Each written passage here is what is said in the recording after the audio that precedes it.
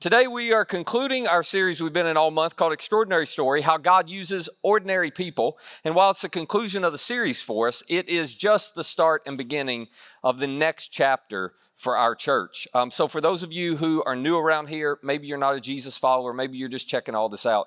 First of all, we're so honored you would be here. We created this place for you. We designed it thinking about you. And while today is not for you, and I want you to know that, and all I mean by that is we don't expect you to go do anything with what we talk about today. What I do hope you walk away with, if you're not a Jesus follower or you're new, is I hope you walk away understanding how much you matter to us and how much people like you matter to us. And the reason that's true is because we are convinced you matter deeply to your Heavenly Father. So what we've been trying to do for 20 years, and we've been celebrating our 20th birthday all month, what we've been trying to do for the last 20 years is not be a meeting place, not be the kind of church where everybody comes and sits in a row and sings some songs and listen to somebody like me speak, and then you go out and you kind of check the box and say, I've done it. That's just a meeting place mindset. Instead, we've been trying to be a movement of people who are focused around three things. We want to be Jesus-centered, we want to be others-focused, and we want to be outward-facing. We want to be Jesus-centered. We just want to love people the way Jesus has loved us, because that's what he told us to do. We want to be others-focused. We want to be for people, even people who don't believe like us or think like us. We want to be known for something good so that people in our communities go, man, I am so glad they are here. We're always going to prioritize people that are not here above those of us who are, and we want to be outward-facing. We just want to continue to make it simple for all of us to find and follow Jesus, because Jesus made it simple to follow him. So that's what we've been doing, and along the way, God has given us some really extraordinary opportunities. And if you're with us for the first time today, I'll catch you up real quick. Some of the opportunities that we have an opportunity to maximize are regionally. Regionally, we want to be a catalyst for a spiritual movement in our region, in our entire region. And all that means is we want to show up in every community where you live. We got people from 5 different counties attending here now, groups of you from 5 different counties. We want to show up in every one of those counties and every one of those communities. And we just want to love people there like Jesus loves us. We want to be for people there. We want to show up with no strings attached generosity there. We want to show up and serve people there. We just want to do in all of these communities what we have been doing here in Murray. And if we all do that well, it will spark a movement around this region of people discovering who Jesus is and how much he loves them. So that's an opportunity we have regionally, and we've talked about that throughout the series. Nationally, we have this opportunity to start and support churches around the country, because we think the best thing that could happen to our country is for every person in the United States to be within driving distance of a Jesus-centered, others-focused, outward-facing church. That if we had churches like this in every community, loving their community and serving their community and making it simple for people in their community to follow Jesus, it really could change our nation. And we've got opportunities, and we talked about this last week, we've got opportunities to be a part of making that happen. And then internationally, we have this opportunity to launch and support networks of churches like this all around the world, because we believe the local church is the hope of the world, because we carry the message of hope. We carry the message of Jesus to the world. So today, as we're wrapping up the series, we're going to focus on this international piece for a moment. And we've got a couple special guests that are going to be joining us at different points along the morning. You are going to love hearing from them. Here's some context for the first one. About 2 years ago, through our annual 4 offering, and we'll talk more about that at the end, but through our annual 4 offering, we began partnering with the Further Faster Network in England and Ireland, and a church in that network called Andover Community Church in Andover, England. And the reason we partnered with them is because we began to see what God was doing there as they are creating churches like this in communities all over England and Ireland, and you're going to hear more about that in a second. But the ultimate reason we partnered with them was because I'd gotten to know the director of the network over the last few years. And he is someone who's extraordinarily humble. He's courageous as a leader.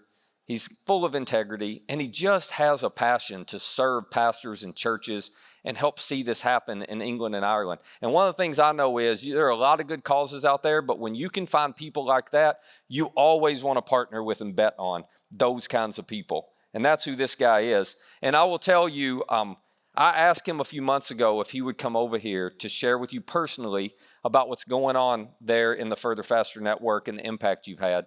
And he agreed immediately, even though when he flew over here, he got here Tuesday night. He had just come off an international trip, jumped on a plane, flew here. He's coming back to the States in three weeks or so. So basically, he's living in jet lag for the next 2 months, is what I'm telling you. It was not convenient for him, but he was so willing and excited to do it. And we've had a great time here as he's been here this week, getting to meet so many of you and see Murray. Would you guys welcome my good friend, Duncan Banks?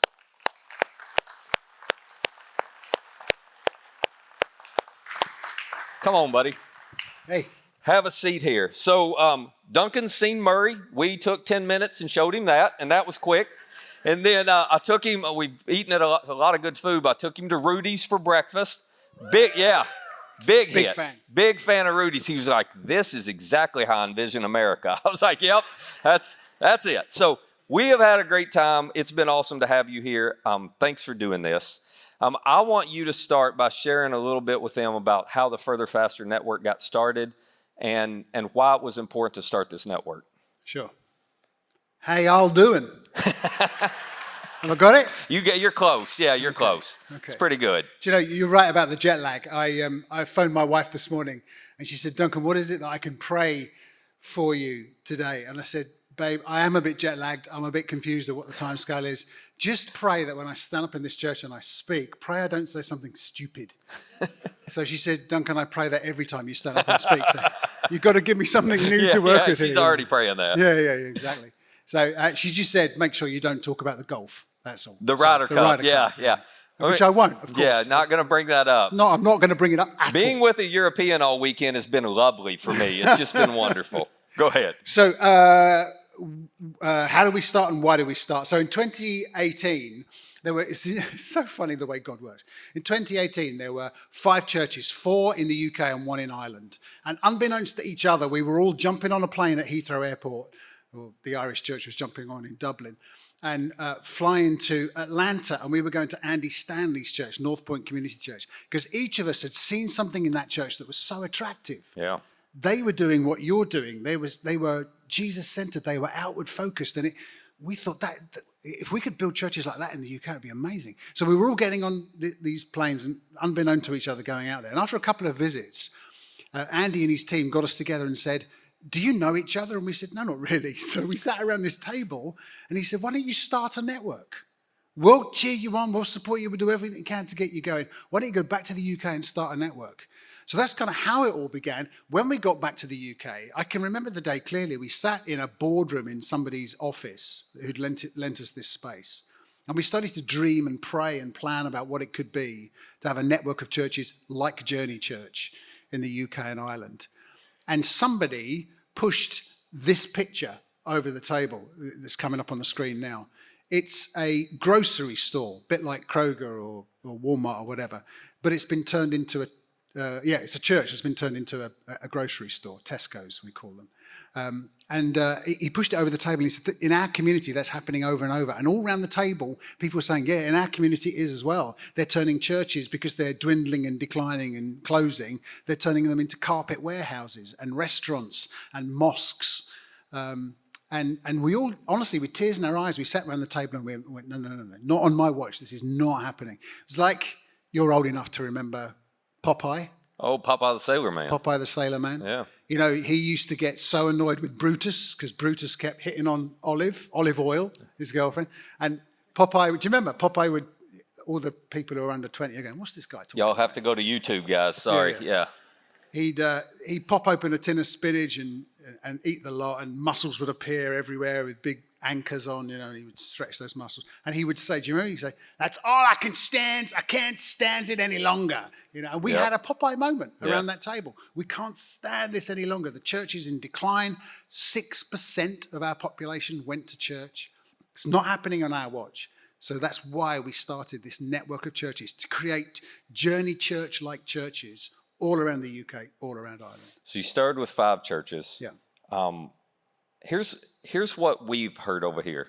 Okay. We've heard what you said, that basically Christianity is dead in England and Ireland and Europe in general. What's actually happening over there? What's happened from when you started to now, and what are you seeing? So I wouldn't be arrogant enough to ever say it was to do with us or to do with your partnership with us. But something happened around 2019, 2020, just as we've been getting going, just coming out the back of COVID. And in the last couple of years, it's accelerated. there seems to be some kind of revival going on in our country. And the national press have caught it, and they've called it the quiet revival. And so what's happened is since we started our network in 2018, church attendance has increased by 50%. 50%. 50%. Yeah. It's incredible. And that's not my stats. That's stats coming out from government polls and national press. And the other thing that happened last year, Bible sales rose by 87% in 12 months. So if you're, and you might be this person sat here this morning, if you're someone who's curious about who Jesus is, you have two choices if you want to find out. You either pick up a Bible and read about him, or you go to church. So no wonder churches are growing. No wonder people are reading the Bible. And the crazy thing is, it's happening amongst the younger generation, the under 24s. They're looking at our generation, they go, I don't want any of that. That consumerism, that materialism hasn't worked for mum and dad or granny and grandpa. I want something real and authentic. If God is real, I want to feel him in my life. And so that generation is coming more than ever. So in 2018, 4% of the church-going population were millennials, Gen Zs, under kind of 25, under 13. Now, 5-6 years on, it's 16%. Quadrupled. It's quadrupled. So we have articles like this in our press. This was just a few weeks ago. Full fat faith, the young Christian converts filling up our churches. God is doing something, Matt, and we, as a bunch of network leaders, we're kind of excited and scared all at the same time. Because we don't want to mess it up. We don't want to make some stupid decision that's going to ruin everything. So we're just kind of standing back and saying, off you go, God. Keep doing it because it's amazing. Just use us. So I want you to share, because think about this. These young adults who are coming back, if they grew up in church, and most of them didn't, but if they did, they grew up in very traditional. I mean, we talk about traditional churches here. I got over there in March and I was like, oh, this has only been here 1,000 years. Yeah. Okay, it's like a lot of tradition.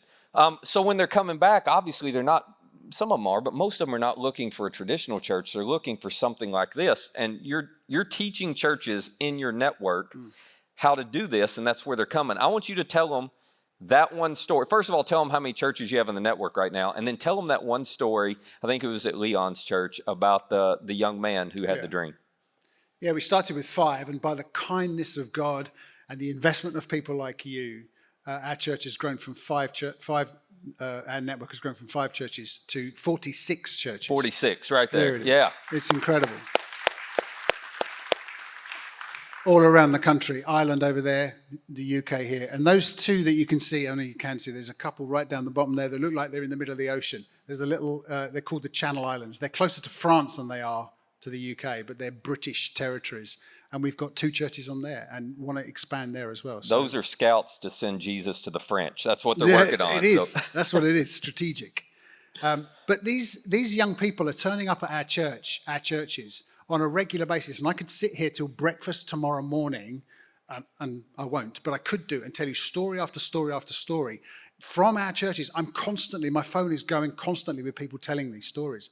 So in one of our churches, Leon's church in Birmingham, the middle of our country, the pastor was telling me this incredible story about how one young lad in his late teens, he'd gone right off track. He was into drugs and all the wrong things, and he was contemplating suicide. He was planning to commit suicide the following day. So he goes to bed that night. And in the middle of the night, he sees Jesus. And Jesus tells him, I'm Jesus, you're in a mess, I'm coming to rescue you. So he wakes up in the morning and he goes downstairs and he says, Dad, you're a Muslim. You're spiritual. Who's Jesus? Tell me about Jesus. And Dad said, I'm a Muslim. I haven't got a clue who Jesus is. So he turns to his mum and says, Mum, you're a Satanist. You muck around in the occult. You're spiritual. Tell me who Jesus is. And Mum says, I don't know who Jesus is. And they were so perplexed that their son was confused at who Jesus is. They said, all we can do is take you to a Christian church. So they take them to one of our network churches, to Leon's church. And Leon's church explained who Jesus is to this lad. And this lad says, I want him in my life. And he becomes a Jesus follower. His parents are so blown away by the change that Jesus made in this young man's life that Dad and Mum started coming. Dad and Mum both gave their lives to Jesus. They got baptized a few weeks ago and they're serving in the church now. It is incredible. And you need to know that is just one story. And I could be here for days telling you story after story after story. Just this morning, Sorry, I could go on about this forever. Just this morning, Sam, who is in one of our Irish churches, Sam texted me this saying, "Hey Duncan, today, this is just this morning, today 31 people were baptized in our church. Praise God for every person." Yeah. It's happening all the time, and it's happening amongst that younger generation. Dunk, tell them a little bit about the long-term vision. Where's the network need to go to keep cooperating with what God's doing there in UK and Ireland? So we want to see, I mean, this is our vision, and you're part of our story. You know that, don't you? Our vision is to see a church-like journey in every community in the UK and Ireland, which is huge.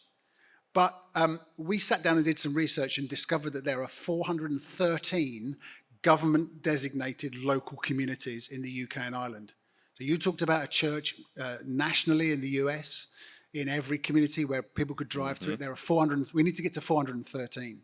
That's the dream. But it seems huge to get to that.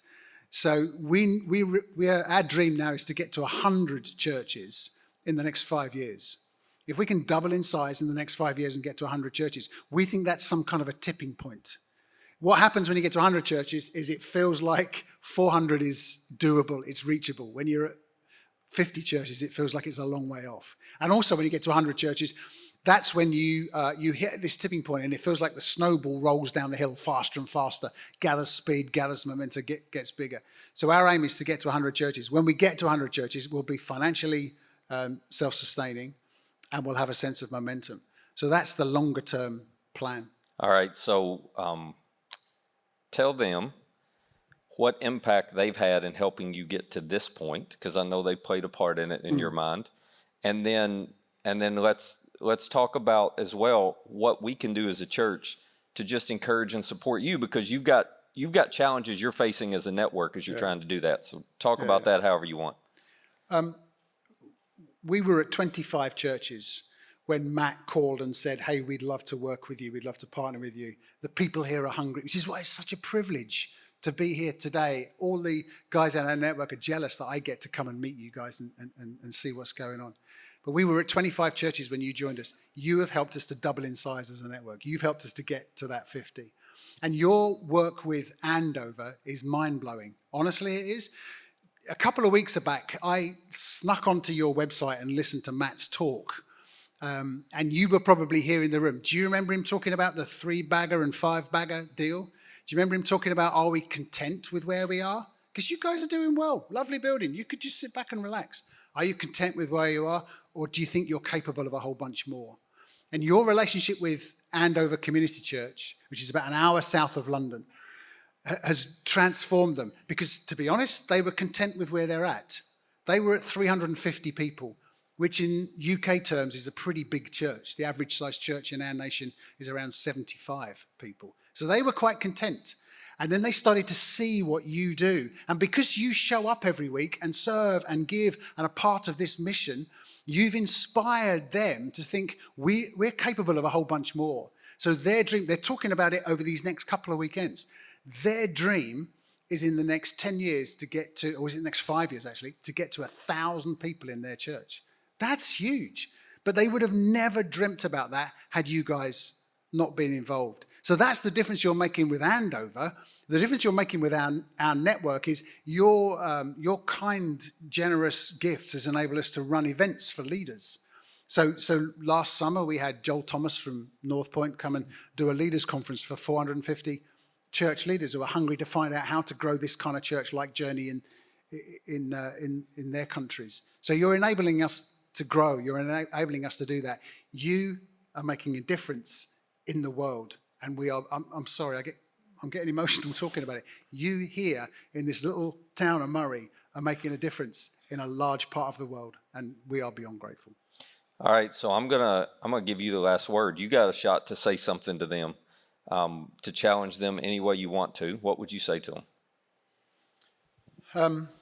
Okay, final word. I want you to pick A, B, or C. Because in this room, I think you all fall into one of those categories. You need to decide which category is yours, okay? A, some of you, I would love you just to become more aware. Just do some research. Go to our website, Network. Join our mailing list. Have a look at what we do and why we do what we do. Talk to Matt. Talk to some of the other guys who are sitting around you in this room who've been over and seen it and smelt it and tasted it and felt it. And just become more aware of who we are as a network, because I think that would help you understand what God is doing around the world and how you're playing a part of it. Others of you are more in the B category. You're thinking, no, I don't need the awareness thing. What's the B category? For those of you that pray, would you beg God on your knees for our network? Beg God to give us courageous leaders who won't say, I'm happy just to kind of be content, but I think we're capable of so much more, and it's going to be a tough ride, but I'm prepared to take it for the sake of the kingdom. Pray, beg that God would bring those courageous leaders in front of us. C. Can you guess what C is? Am I all right being a bit bold here? They're used to it. I think they'll be able to take it, yeah. Okay. I'm going to challenge you. C. Come. A couple of hours' time, I'm going to get on a plane and go back to London. It's 8 hours. 8 hours, what's that? I know it's a few bucks as well, but it's 8 hours. Come to the UK. We'll look after you. We'll get you to visit and see and hang around some of our network churches. Capture what God is doing in our nation. Go to Ireland, go to the UK and see what God is doing. And some of you are sitting there and you're going, that's me. I'm a C. And that frightens some of you and excites some of you. But we would love you to come over and see what God is doing. So, being involved with the Further Faster Network is as easy as ABC. I had some people in one of our groups. They're in a small group. Catch me after first service, and they said our group's going to plan a trip and go to England. Yeah. I said, I'll warn England. So they're taking you seriously. Yeah, Would you guys thank Duncan for sharing and coming? Thank you, buddy. Okay, I want you to hear from one more leader before we wrap up today. So this guy inspires me in extraordinary ways. He's extremely humble, full of integrity, a phenomenal leader. I keep learning every time I'm around him and hear him talk. I started getting to know him about 3 years ago. He's down just outside of Sao Paulo, Brazil. And he's going to share in just a minute. But first, we found a video. I honestly don't know where we found this. Jordan found it somewhere, of him sharing a little bit of the context behind his church called Red Church and what God's doing there. So this video wasn't made for you. Matter of fact, he did the entire video in Portuguese. So thanks to AI, it's been dubbed over in English, okay? So you'll realize that. But before Thiago comes, I want you to get a little bit of context of the extraordinary stuff God is doing through he and his church. You guys check out the screens.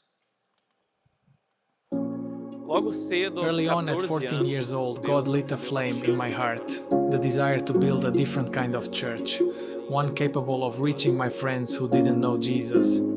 I started young in ministry and it was a long journey, but in 2015, something happened that changed everything. I had the opportunity to visit the United States and learn about ICN's vision through North Point Community Church. That trip flipped a switch. I returned to Brazil with clarity, with direction, and with my heart overflowing. We began to apply ICN's vision of a church capable of reaching outsiders. And God did great things. Our church grew, and today we are more than 5,500 people. By God's grace, we became a national reference. We are now planting new churches, training leaders, and seeing God do incredible things. But we understand that what God did here cannot stop with us. Last year, we held a national conference for pastors. We had 500 spots, and they sold out in just 2 days. That revealed something deep. There is a hunger in Brazil. Hunger for good role models, hunger for vision, hunger for direction, hunger for a healthy church. Every Sunday, pastors and leaders from different parts of our country come to us. They ask for help, mentoring, tools. They are tired, lonely, overwhelmed. Many are on the verge of giving up. But God is doing something new. We have seen leaders start to believe in the church again. Pastors regain their courage.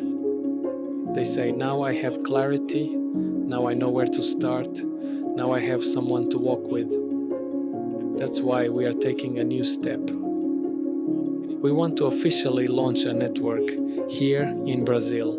A network of healthy, relevant churches connected by a common vision to reach those outside. The Brazil Network will offer mentoring, pastoral support, regional gatherings, practical tools, and encouragement for those on the front lines.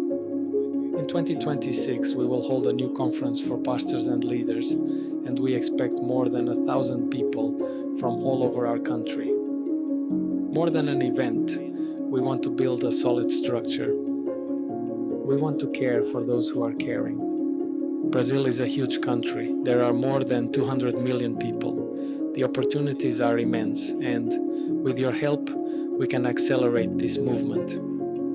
We can transform stories, save ministries, impact churches, and impact a country as large as Brazil, church by church, pastor by pastor. We believe the time has come to expand our impact to a generation waiting for direction. And together we can accelerate a movement of transformation across Brazil. Thank you for walking with us. Thank you for believing in what God is doing. So Tiago and his wife Natch and daughter Mel are over here in the States for a couple months on a bit of a learning sabbatical, and they went out of their way to rearrange their entire schedule to come be with us today. We are so grateful to have all of you here. Would you guys welcome Tiago to the stage?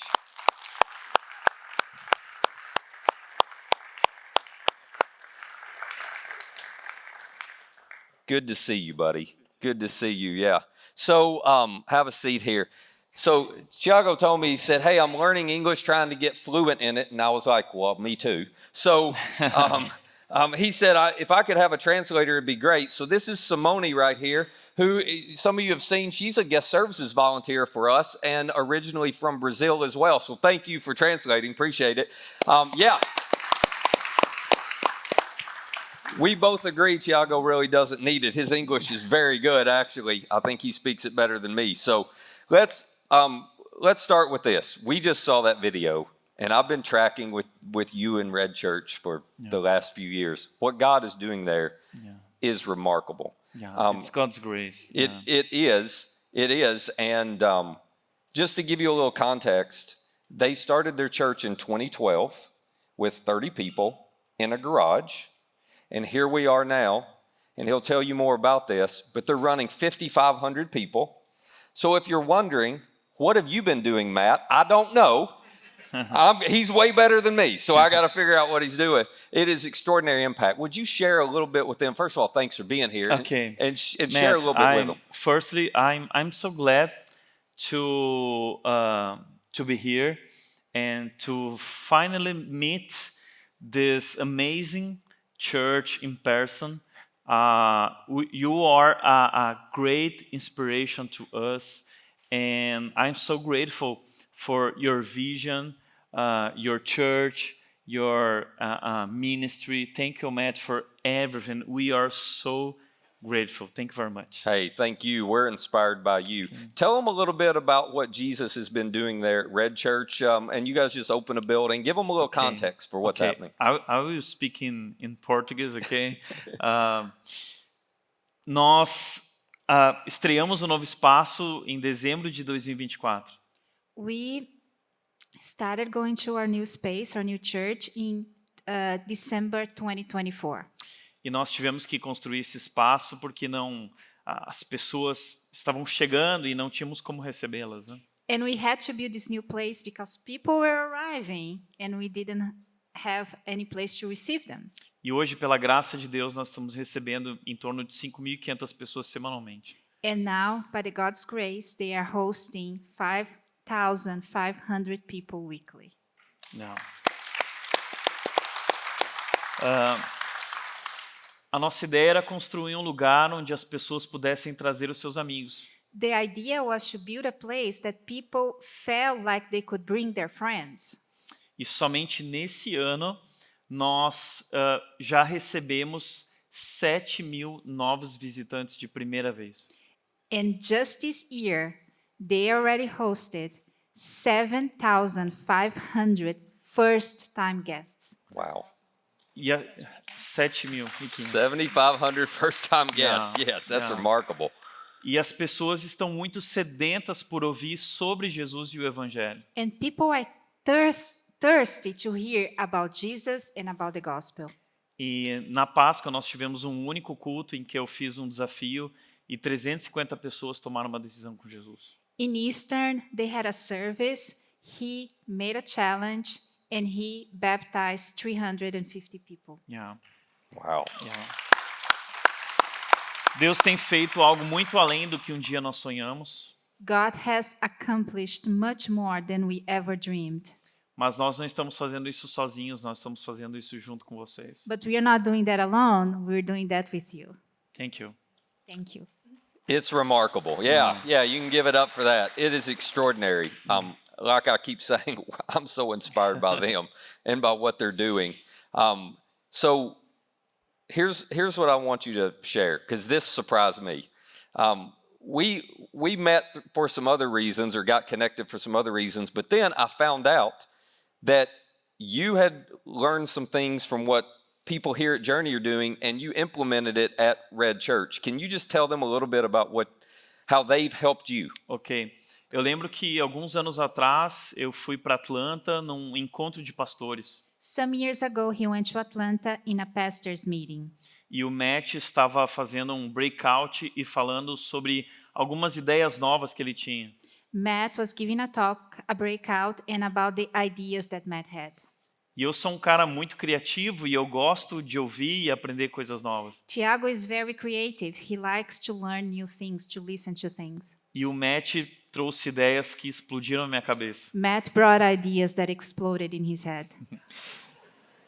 Eu lembro que ele trouxe o círculo, né, de um processo de como atrair e engajar pessoas na igreja. He brought up the idea of the circle, the process of how to attract and engage people in the church. E eu queria voltar correndo para o Brasil e aplicar aquilo. He wanted to run back to Brazil and apply it. E eu lembro que tinha uma palavra muito importante no círculo que era neighborhood. There was a word very important in the circle, neighborhood. E aquilo me mostrou e me inspirou a ser mais intencional em olhar para fora e servir nossa comunidade. That inspired him and made him more intentional to look outside and work with the community.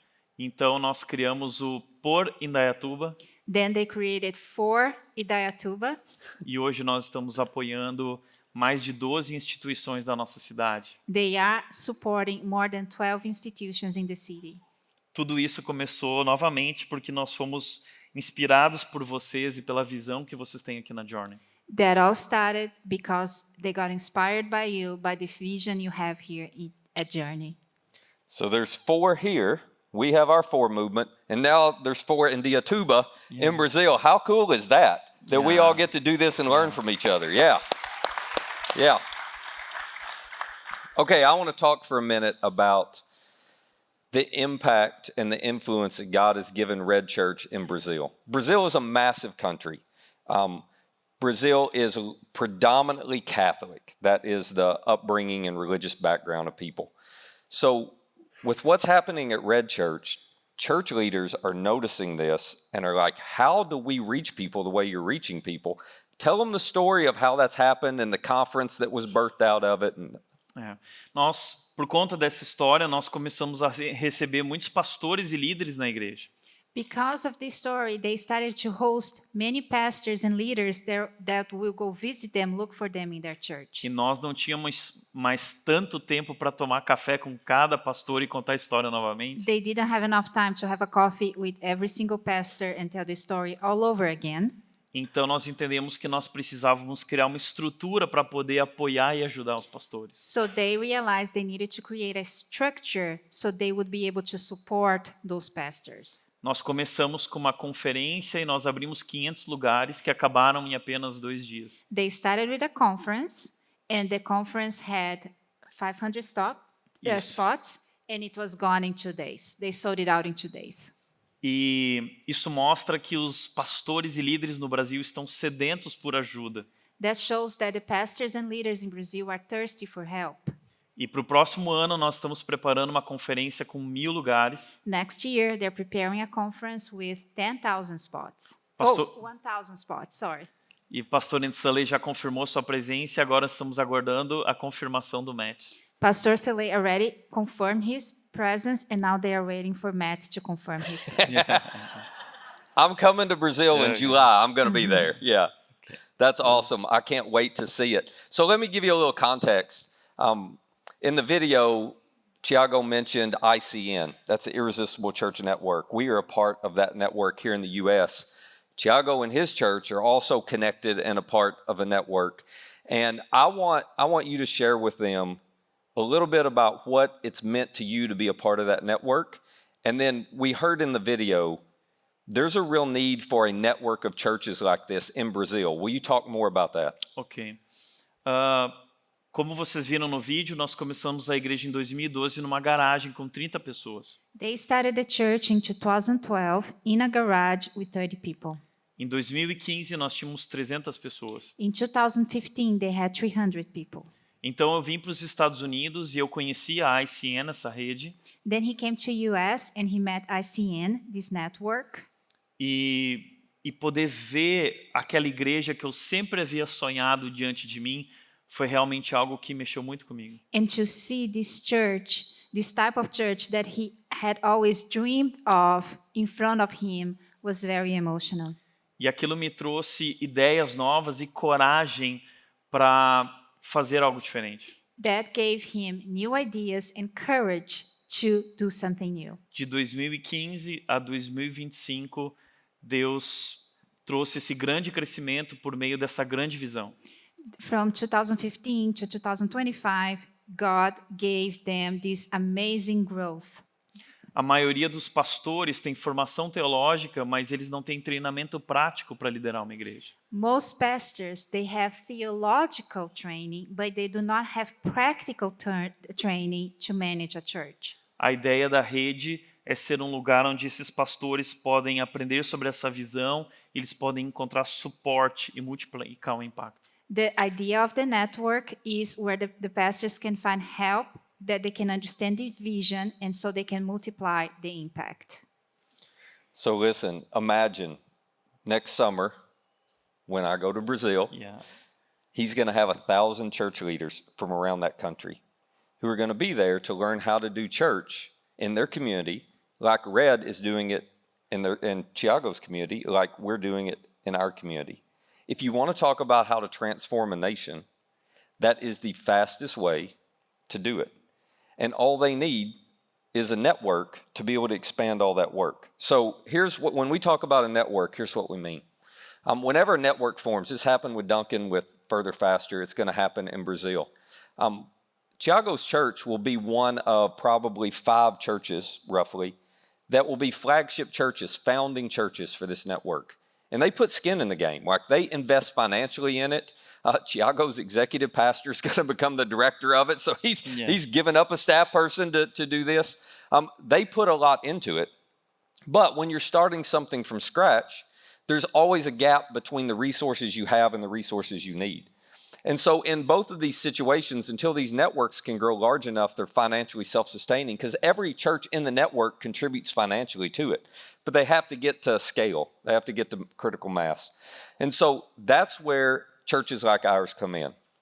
So as many of you know, we're in the middle of our annual 4 offering. For those of you who are new around here, we give as big as we can give, and we give every single penny away. We don't keep any of it. None of it's for us internally. It goes to nonprofits locally and regionally to make a difference in the lives of people, and it goes nationally and internationally to what you've been hearing about the last couple weeks. So in this year's 4 offering, we want to do 2 things. If we have the funding, one, we want to invest again and invest even bigger in what's happening in England and Ireland with Duncan, because we don't want a resource gap to slow them down from cooperating with what God's doing over there. And then what we would love to do is to be able to go to Tiago and say, here is a check to fill the gap for what it would take to launch this network. You don't have to wait anymore. Let's get going. And he would love that, I have no doubt. because they've been working hard to get everything else in place. So a lot of you have already given to our annual 4 offering.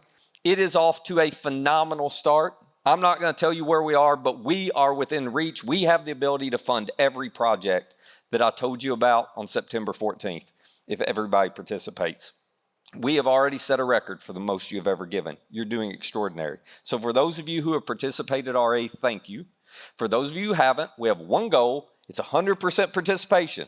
I don't care if it's $2 or $10,000. We're going to celebrate it all.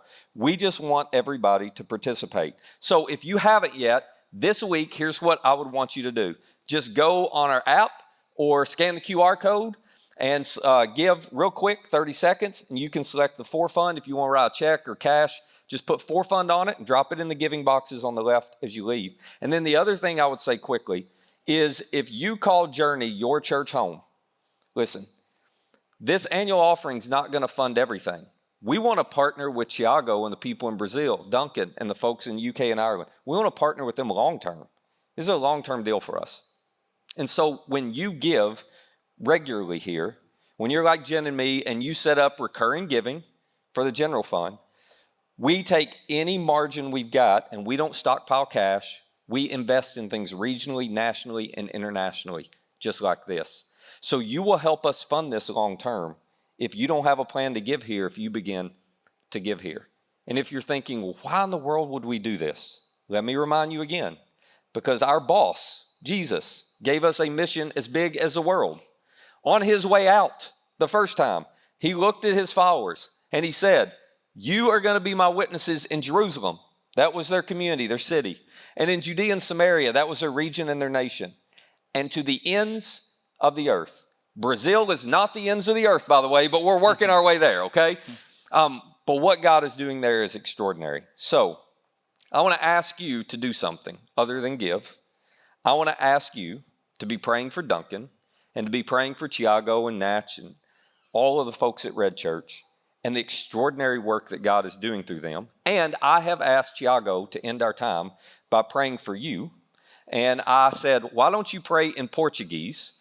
He said, I can do English. And I said, well, they hear us that every week. So that's nothing new, right? So I'm going to ask him to pray for you as we close. And you take a moment to pray for them as we're doing it. Thiago? Pai, eu quero te agradecer por esse momento tão especial aqui na Journey Church em Murray. Só o Senhor pode preparar momentos incríveis e o Senhor tem mostrado que o Evangelho não tem fronteiras. E como é especial, Deus, hoje fazer parte de uma rede de igrejas que querem levar o Evangelho, querem falar de Jesus àqueles que ainda não te conhecem. Deus, essa igreja aqui em Murray tem sido uma grande inspiração para nós e por meio deles nós temos sido tão abençoados, e não somente nós, mas o Reino Unido, o ministério do Duncan ajudando outras igrejas. Nós cremos que essa grande comissão requer uma grande colaboração e como é especial, Deus, poder saber que não estamos sozinhos, que nós estamos trabalhando juntos por Jesus nessa grande missão. Continua abençoando essa igreja, continua abençoando cada pessoa aqui, continua derramando tuas bênçãos sobre eles, sobre a vida do Matt. E Deus, nós colocamos nossas vidas em tuas mãos para que o Senhor faça a tua obra através de nossas vidas. Nós oramos em Jesus' name, amen. Amen.